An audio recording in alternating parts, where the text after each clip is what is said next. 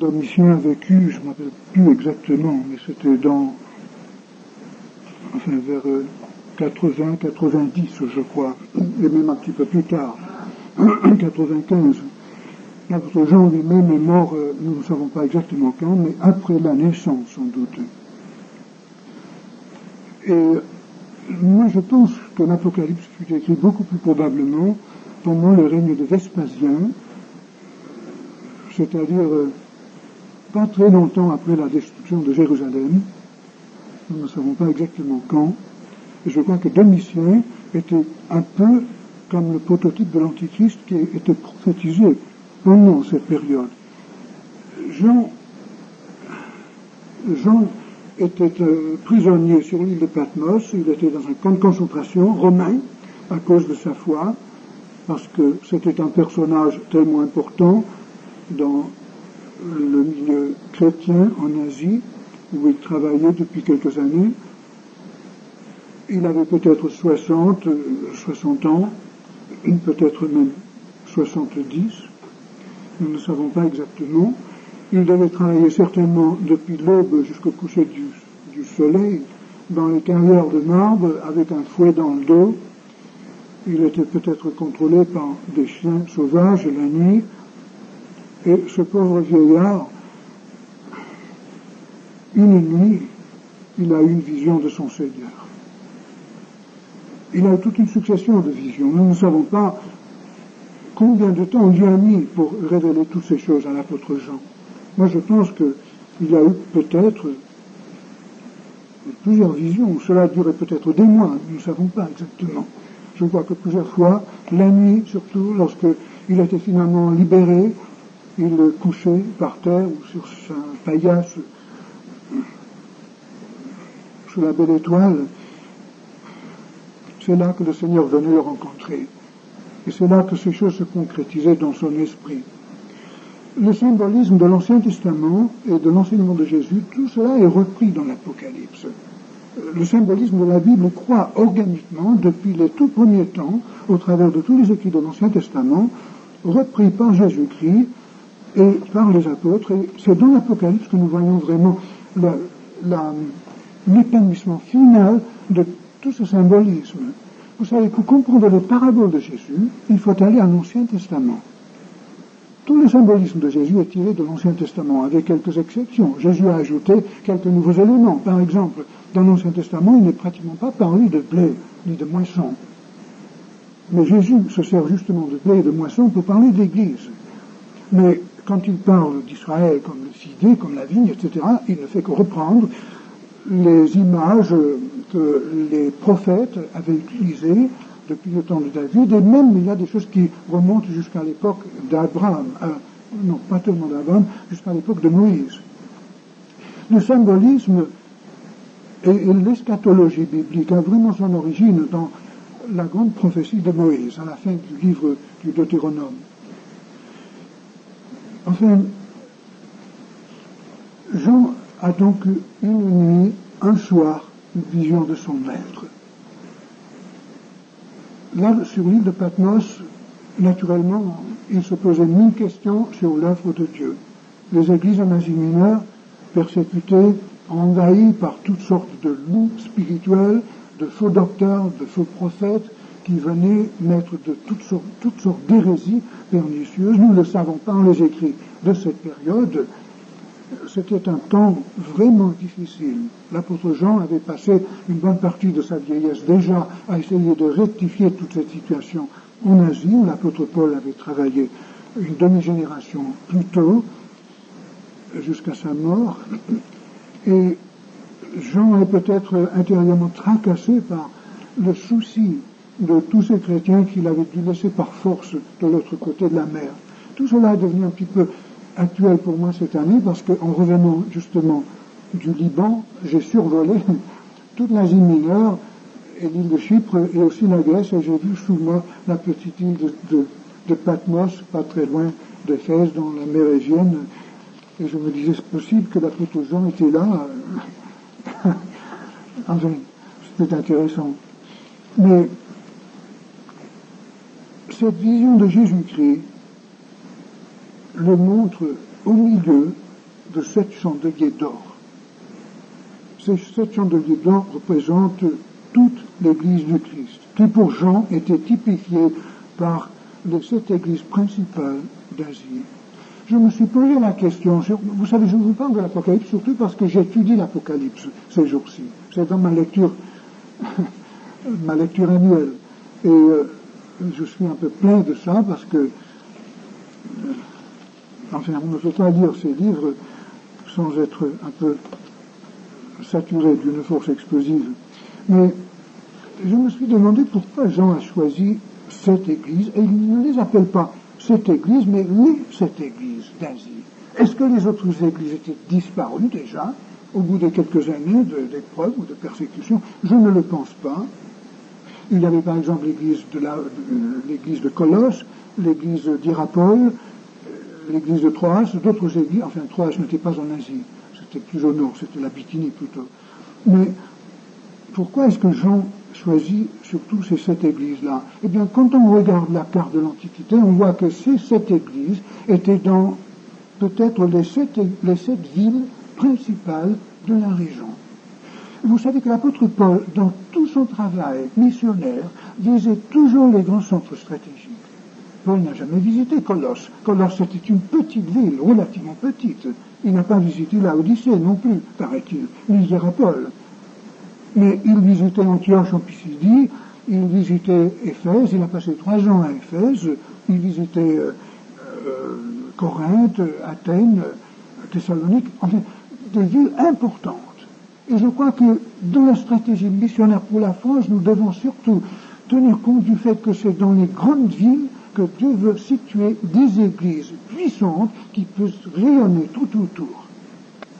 Et je crois que Jean, en parlant de ces 7 églises d'Asie, de cette province qui tenait tellement à cœur, je crois qu'il voyait vraiment toute l'Asie, toute la province de l'Asie, mais avec ces 7 piliers principaux desquels dépendait en quelque sorte toute l'œuvre de Dieu. Et je pense à Lyon, par exemple. Je pense à une ville comme Lyon. Moi, je suis sûr que si Paul revenait évangéliser le monde aujourd'hui, si Dieu lui permettait de revenir sur terre avant le retour de Christ, s'il venait en France, Lyon serait l'une des premières villes qu'il visiterait, et moi je suis sûr qu'il passerait peut-être 1 ou 2 ou 3 à Lyon, pour fonder ici un petit réseau d'églises puissantes qui puissent elles-mêmes achever tout le travail de l'évangélisation du centre de la France. C'était là la stratégie de Paul. Et moi je crois que Jean, en pensant à cette église particulière, il pensait à toutes les autres églises qui dépendaient de ces églises, non pas de façon administrative, puisque le Nouveau Testament enseigne plutôt l'église autonome, mais qui dépendaient quand même spirituellement de ces églises. En tout cas, nous voyons bien là la stratégie spirituelle du Nouveau Testament. Moi, je crois que vous, à Lyon, vous avez une très grande responsabilité. Non seulement pour la ville de Lyon, mais pour toute la région de la France, tout autour. Vous savez, dans une petite ville, il est difficile, ou dans un village, il est difficile d'établir un témoignage. Ou une fois un témoignage établi, il est difficile de le faire avancer. Généralement, si vous travaillez dans une petite ville de 10 000 habitants, de 15 000 habitants, ou dans un village, vous devez passer des années et des années avant de pouvoir fonder un petit noyau, et après, le noyau est bloqué parce que tout le monde après est contre, on est à l'index, on est complètement séparé des autres, et l'œuvre n'avance plus. Ça, c'est classique. J'ai remarqué au cours de ma vie que les missionnaires qui passaient, par exemple, 20 ans à établir 1 ou 2 églises dans 2 ou 3 villages dans une certaine province, n'arrivaient jamais à faire plus. Il fallait qu'ils vivent pendant 10 ans dans un village pour gagner la confiance des gens et pour que les gens cessent de croire aux mensonges sataniques qu'on avait dit à leur sujet. Mais je pense à mon père qui a passé 20 ans à évangéliser un certain village en Espagne. 2 ans avant sa mort, il a évangélisé une ville à quelques kilomètres de distance. D'ailleurs, il avait évangélisé pendant bien des années avant, mais 2 ans avant sa mort, il a commencé une œuvre dans cette ville. En 2 ans, il a fondé une église puissante qui a duré jusqu'à ce jour et qui a même fourni beaucoup d'éléments pour l'œuvre de Dieu en Espagne. j'ai fait la comparaison entre ces deux choses. Et moi, je crois que dans une ville comme Lyon, on peut fonder rapidement, avec des équipes, avec des hommes de Dieu, on peut fonder rapidement des églises. Dans Lyon, il y a de la place pour une centaine d'églises. Pourquoi pas dans cette grande ville de Lyon? Dans tous les coins de Lyon, il pourrait y avoir des chandelles, des chandeliers, des bougies avec la flamme de Christ dans tous les quartiers.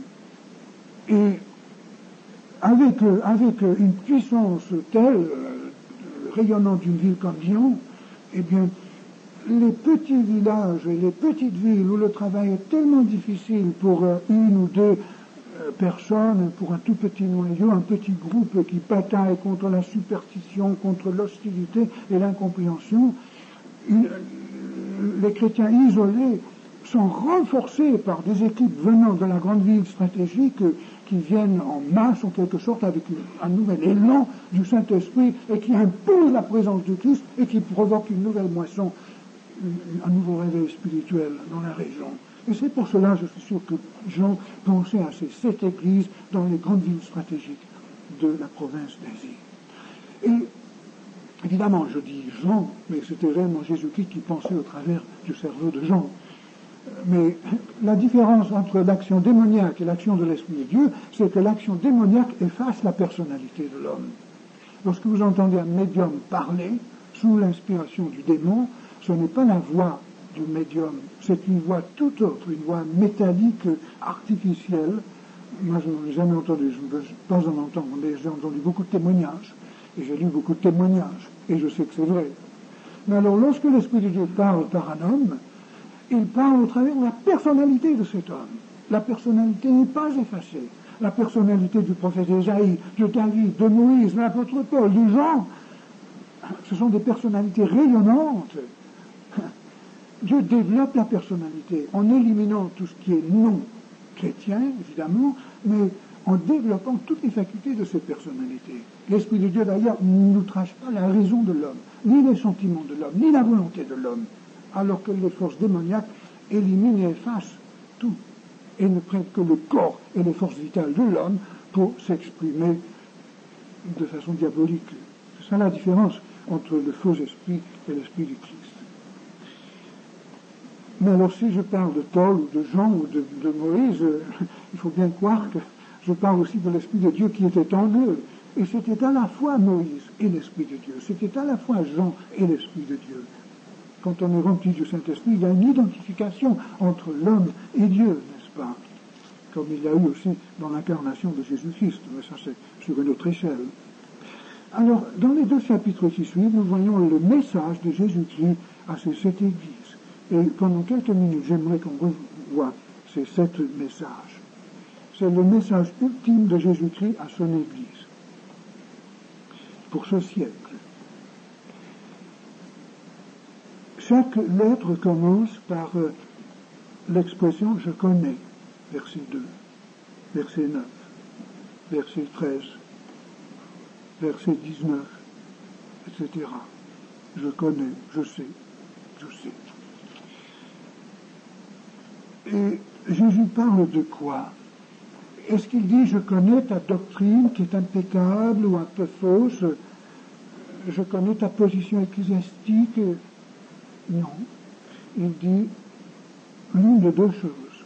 Ou bien je connais tes œuvres, et dans 6 des lettres, il s'agit, dans 5 des lettres, il s'agit des œuvres, ou bien des souffrances. Je connais tes actions, je sais ce que tu fais, ou bien je sais ce que tu souffres. Voilà les 2 choses qui semblent intéresser Jésus-Christ en parlant à son Église, aujourd'hui et dans tous les siècles. Évidemment, Jésus s'intéresse à notre doctrine, à notre position ecclésiastique et tout cela. Mais tout cela devrait découler d'une action vitale du Saint-Esprit par la parole de Dieu qui produit une action qui fait agir Dieu au travers de nous et qui produit le fruit de l'Esprit et la moisson qui suit et qui entraîne la souffrance, l'hostilité du monde, la persécution. Jésus sait qu'on ne peut pas vraiment vivre pour lui dans ce monde qu'il a crucifié sans souffrir. Et Jésus s'intéresse en s'intéressant à ces églises, à ces 2 choses. qu'est-ce que tu fais, toi à Thyatire, toi à Laodicée, toi à Éphèse, qu'est-ce que tu fais? Et puis, combien est-ce que tu souffres? Je connais, chapitre 2, verset 2, je connais tes œuvres. Verset 9, l'église de Smyrne, je connais ta tribulation, ta pauvreté. Verset 13, je sais où tu demeures, je sais que c'est là le trône de Satan, à Pergame. Verset 19, je connais tes œuvres, l'église de Thyatire. Chapitre 3, verset 1er, je connais tes œuvres, l'église de Sardes. L'église de Philadelphie, verset 8, je connais tes œuvres. Et verset 15, l'église de Laodicée, je connais tes œuvres. Alors je crois qu'en les examinant devant Dieu, nous devons nous poser la question de quelles sont nos œuvres. Les œuvres découlent des pensées et des doctrines. Dieu mesure notre doctrine par nos actions. Ton Église, qu'est-ce qu'elle fait? Que font les responsables de ton Église? Que font les membres de l'Église? Est-ce que tout le monde est engagé? Est-ce que tout le monde est entouré? Est-ce que tout le monde a une action du Saint-Esprit? Est-ce que la liberté du Saint-Esprit existe dans cette Église? Est-ce que la Bible seule, la parole de Dieu seule, est l'autorité reconnue dans cette Église? Ou bien est-ce qu'on met la tradition au même niveau ou à côté de la parole de Dieu? On peut se poser beaucoup de questions, mais en somme, quel est le résultat? Est-ce que Christ est glorifié dans la vie de tous les membres de l'Église? Est-ce que cette Église achève la volonté de Dieu?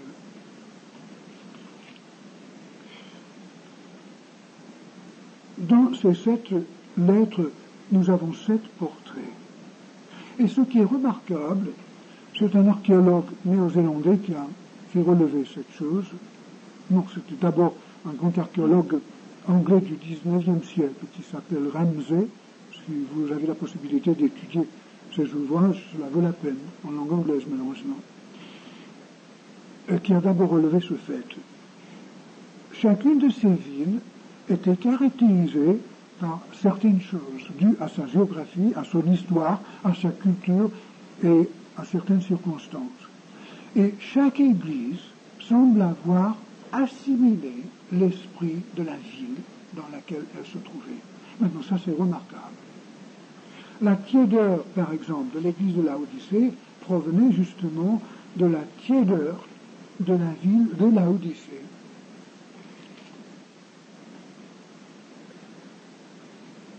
L'église de Pergame semble avoir été imprégnée de l'esprit de cette forteresse satanique qu'était Pergame, puisque ces choses avaient même commencé à envahir l'église.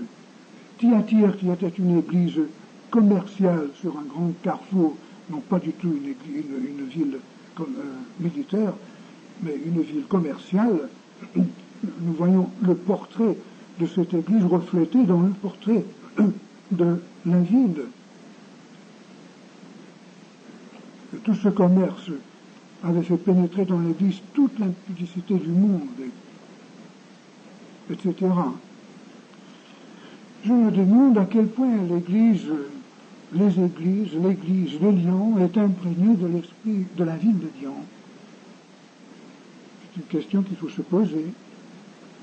On a de la peine à lutter contre l'esprit du monde qui nous environne parce que, surtout si on ne voyage pas beaucoup, si on reste toujours là sur place, on assimile sans le savoir les choses qui nous entourent. Chaque fois qu'on marche dans la rue, on assimile les choses qu'on voit, on assimile les choses qu'on entend. Et c'est pour cela qu'il faut lutter, plus que jamais aujourd'hui, maintenant que le monde nous envahit de tous les côtés, par la propagande, par le commerce, par l'industrie, par l'économie, surtout par la télévision, n'est-ce pas? Nous sommes inondés par l'esprit du monde de tous les côtés aujourd'hui.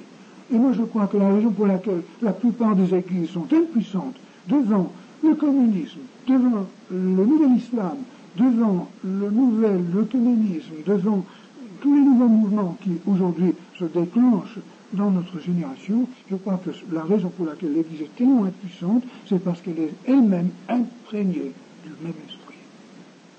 Il faut veiller contre cela. Je vous rappelle, et il va falloir que je termine maintenant, je ne peux pas entrer dans les détails de ces 7 lettres, c'est dommage, mais on n'a pas le temps. Je vous termine avec quelques paroles d'avertissement de Jésus à la fin de sa grande prophétie dans Luc 21, qu'il a livré à ses apôtres 3 jours avant sa mort sur le mont des Oliviers.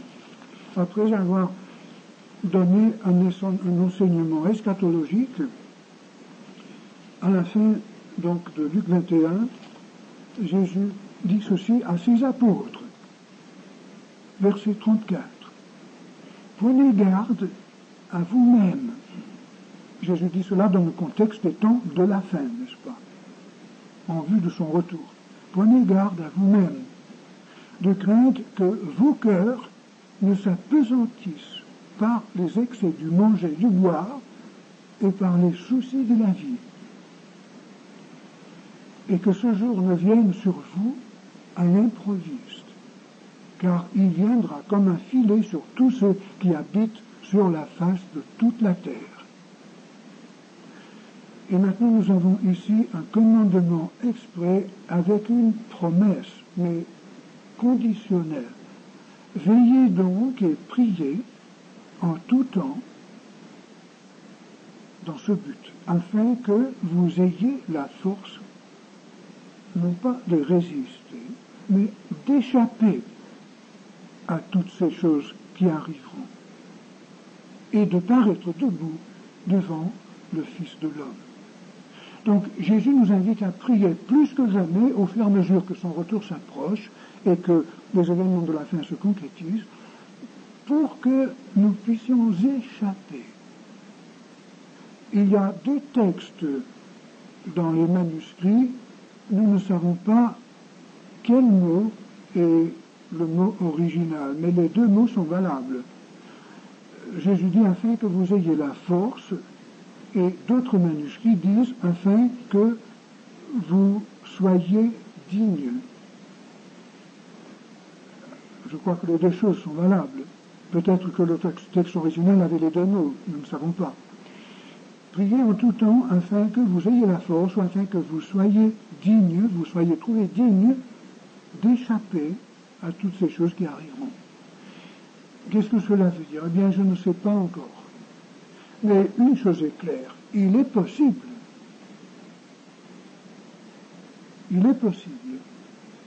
d'échapper à certaines choses qui vont venir, mais à condition de veiller et de prier en tout temps. À quoi est-ce que nous devons échapper? Je ne sais pas. Est-ce que nous serons épargnés la vue de l'Antichrist? Est-ce que nous serons épargnés la tribulation? Je ne sais pas. Jésus d'ailleurs ne nous a jamais promis d'être épargnés la persécution. Il nous a toujours dit que vous serez persécutés. Dans ce monde, vous aurez de la tribulation. Mais il y aura, nous savons, au temps de la fin, des séductions et des épreuves, presque certainement, au-delà de tout ce que l'Église, la pauvre Église persécutée, ait jamais connu au cours de son histoire. Et quand on lit l'histoire de l'Église, on tremble. Mais Jésus nous donne une exhortation et une promesse. Il nous dit que nous pouvons échapper à certaines choses. Priez, chers amis, que moi je puisse échapper à ces choses. Et moi, je prierai avec l'aide de Dieu que vous échappiez également à ces choses-là. Lesquelles, je ne sais pas. Mais nous verrons au fur et à mesure que les choses s'approchent. De toute façon, si nous échappons à ces choses, paraît-il, nous serons debout au retour du Christ. Sinon, nous risquons d'être plutôt par terre. Jésus dit, priez afin que vous puissiez paraître debout devant le Fils de l'homme. L'apôtre Jean, dans son épître, dit qu'il est possible d'avoir honte, d'avoir presque peur de Christ à son retour. Il dit à la fin du chapitre 2 de son épître, et avec ce verset je termine,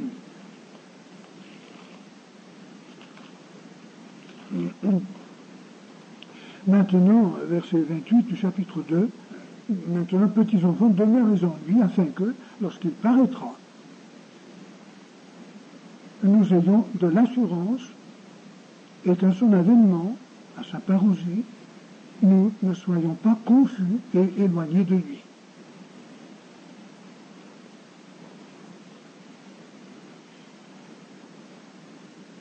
Nous pouvons terminer aussi avec la fin du verset 2. Nous sommes déjà enfants de Dieu. Ça, c'est formidable. Mais ce que nous serons n'a pas encore été manifesté. On est déjà enfant de Dieu et on sera quelque chose de mieux encore au retour de Christ. Qu'est-ce qu'on peut être de plus important, de plus formidable qu'un enfant de Dieu? Eh bien, moi je crois un enfant de Dieu adulte et qui a sa maturité. Nous savons que lorsque cela sera manifesté, ou lorsque lui sera manifesté, nous serons semblables à lui, parce que nous le verrons tel qu'il est. Et quiconque a cette espérance en lui se purifie comme lui-même est pur. L'apôtre Paul, vous vous rappelez, dans Romains chapitre 8, avait dit que il parle de la manifestation des fils de Dieu. Nous sommes des fils de Dieu, déjà. Il y a certains passages dans le Nouveau Testament qui nous appellent fils de Dieu. Mais généralement, dans le Nouveau Testament, nous sommes appelés enfants de Dieu. Ce n'est pas le même mot grec. Un enfant est encore mineur. Mais un fils peut être mineur, mais il peut être aussi majeur.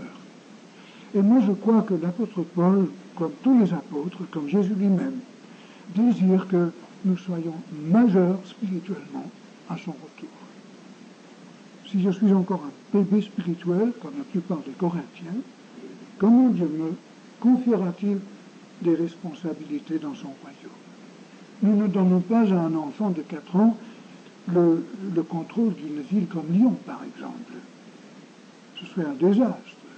Même si c'est un joli petit enfant, tout bon, tout charmant, il est incapable de gérer les affaires d'une ville comme Lyon. Au retour de Christ, nous savons que le Seigneur cherche des hommes et des femmes qui puissent mettre dans les positions clés. Et je suis convaincu par ma lecture de la Bible depuis 40 ans que ce n'est pas tout le monde parmi les enfants de Dieu qui aura une position clé dans le royaume. Je suis absolument persuadé que, comme dit tout le Nouveau Testament, nous serons jugés selon nos œuvres. Vous savez, je n'ai pas appris ces choses dans les églises, ni des théologiens, mais je les ai apprises dans la Bible. J'étais bouleversé en lisant la Bible de constater que Dieu juge tout le monde selon ses œuvres. Cela m'a étonné parce que je me suis dit, mais quand même, Dieu nous juge selon notre doctrine, selon notre foi. Mais non, la Bible dit que nous serons jugés soit d'un côté de la barrière parce que nous n'avons pas la foi, soit de l'autre côté de la barrière parce que nous avons la foi, mais de chaque côté on est jugé selon ses œuvres. Les prophètes d'Israël disaient répétitivement à Israël qu'Israël serait jugé selon ses œuvres, tout en étant le peuple de Dieu et sous l'alliance de Dieu. Les nations seront jugées selon leurs œuvres. Devant le grand tremblant, ceux qui seront jetés dans les temps de feu et de soufre seront jugés selon leurs œuvres. Et le Nouveau Testament nous dit, c'est Christ qui le dit, c'est Paul qui le dit, ce sont tous les apôtres qui le disent, nous serons jugés selon nos œuvres. Nous ne serons pas jugés de l'autre côté de la barrière, avec les perdus. Nous serons jugés en tant qu'enfants de Dieu, en tant que rachetés dans le royaume de Dieu, mais nous serons jugés selon nos œuvres. Il n'y a aucun mérite dans ce jugement. Si je suis un apôtre Paul et Dieu me confie 10 villes dans le royaume de Christ, je ne pourrais dire que c'est Dieu qui a tout fait. L'apôtre Paul, quand il aura sa récompense et ses responsabilités au retour de Christ, dira devant l'univers entier, eh bien, c'est Christ, c'est l'Esprit de Dieu qui a tout fait. Moi j'étais un persécuteur de l'Église, moi j'étais Saul de Tarse. C'est Dieu qui a fait tout cela. Toute la gloire reviendra à Dieu. Mais la différence entre le chrétien charnel et le chrétien spirituel c'est que le chrétien spirituel laisse agir l'Esprit de Dieu dans sa vie. Et le chrétien charnel ne laisse pas agir le Saint-Esprit dans sa vie. Tout ce qu'achève le chrétien spirituel est achevé par l'Esprit de Dieu. Donc il n'a aucune gloire, aucun mérite. Tout est fait par Dieu. Mais le chrétien charnel, c'est un chrétien qui a bloqué l'action de l'Esprit de Dieu et qui s'est privé de la récompense. Et la récompense, c'est une vision de Dieu tellement grande qu'on est capable de pouvoir traduire cela dans une œuvre pour Dieu, dans la nouvelle création, dans le royaume de Christ, dans son retour.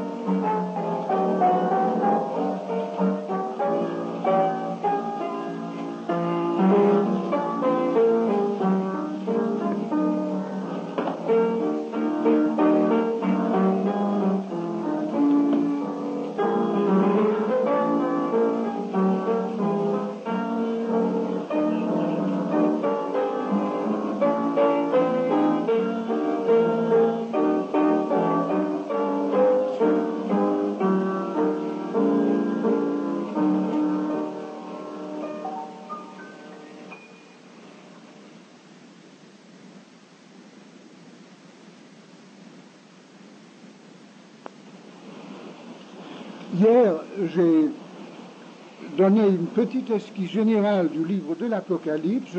J'ai dit que c'était l'Apocalypse non pas de l'Antichrist, ni des temps de la fin, mais l'Apocalypse de Jésus-Christ. Et le but de ce livre, c'est de nous préparer pour la révélation de Christ à son retour.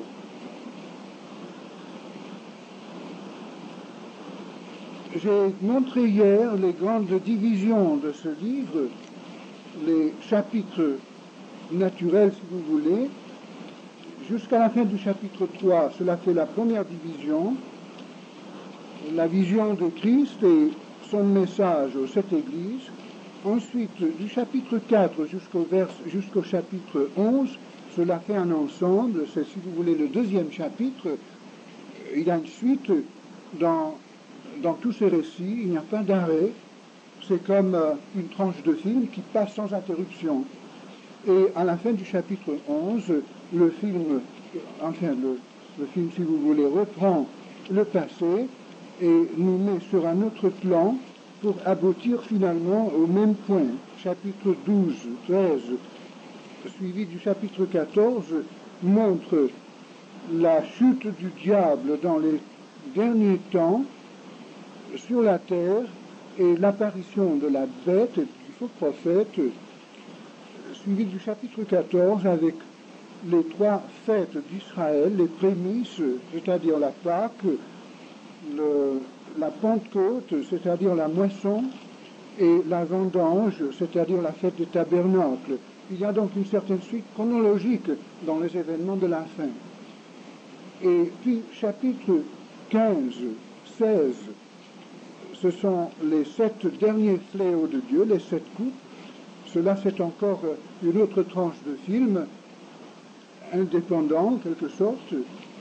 Ensuite, vous avez les chapitres 16 et 18, où nous avons la vision de la bête, de la prostituée, et la destruction de Babylone et de la prostituée. Babylone, c'est le système politique et économique et aussi le système religieux du temps de la fin. Et finalement, vous avez les chapitres 19 jusqu'à 22, là vous avez le dernier chapitre. Alors si vous gardez ces divisions dans votre esprit, dans l'étude de l'Apocalypse, vous arriverez finalement à avoir une certaine suite dans vos idées. Dans la Bible, il est souvent difficile de discerner une suite chronologique et logique. La Bible ne fut pas écrite par des Européens, mais par des Orientaux. Et je crois que les apôtres, tout en étant saturés de la civilisation, de la culture grecque et un peu romaine, gardaient quand même l'esprit oriental. Pour vous montrer un peu la différence entre la pensée orientale, la pensée sémitique, arabe, juive si vous voulez, et la pensée européenne, je vous montrerai un peu la différence qui existe dans les différentes formes de vers, de poésie. Dans un poème européen, on s'attend à avoir une suite logique du commencement jusqu'à la fin, ou même une suite chronologique. Avec la première strophe, les premières lignes, on entame un certain sujet, et puis il y a un développement systématique jusqu'à la fin, généralement. Si vous étudiez un poème arabe, une qasida par exemple arabe, ou un ghazal arabe, vous trouvez que chaque couple de vers, chaque distique, on l'appelle, est complètement indépendant de tous les autres. C'est-à-dire, les deux premières lignes qui ont la même rythme et qui finissent par un point final, si vous voulez, cela traite un certain sujet. Mais la deuxième strophe peut être tout à fait à part, tout à fait sur un sujet tout autre. Et chaque strophe peut traiter un sujet complètement différent. Et pourtant, on décèle tout de même une certaine suite de pensée dans l'âme du poète. Mais ce n'est pas la logique européenne.